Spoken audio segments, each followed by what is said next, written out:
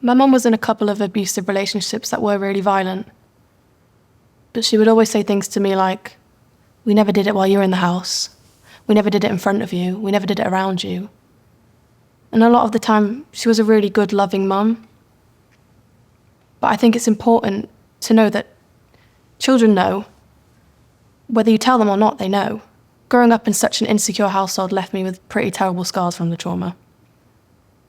But it also gave me a lot of gifts as well. It made me strong. But it also really affected me. Children are aware of their atmospheres. One of my mum's boyfriends was incredibly explosive. He was like a volcano erupting. He wouldn't speak to my mum for days. Things would be silent and quiet. And then he'd come home to the TV smashed or the computers or consoles, and he'd set fire to things. He'd burn things. And my mum, I grew up seeing marks on my mum, which was really hard. You just constantly feel scared. I used to go out into the garden a lot to escape and pretend I was somewhere else. But growing up in that environment, in an abusive household, you've always got this sense of impending doom. We don't talk about it now. I don't want to talk about it.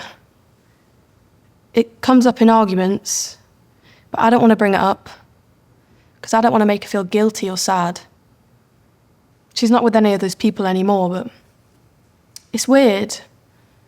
You're told to like them, but you don't.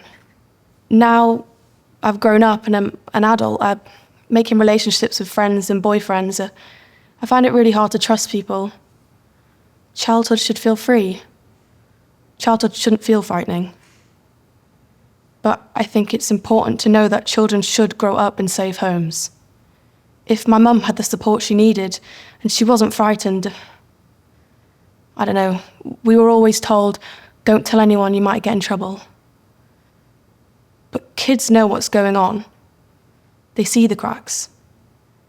They just learn not to ask the questions because they don't want to know the answers.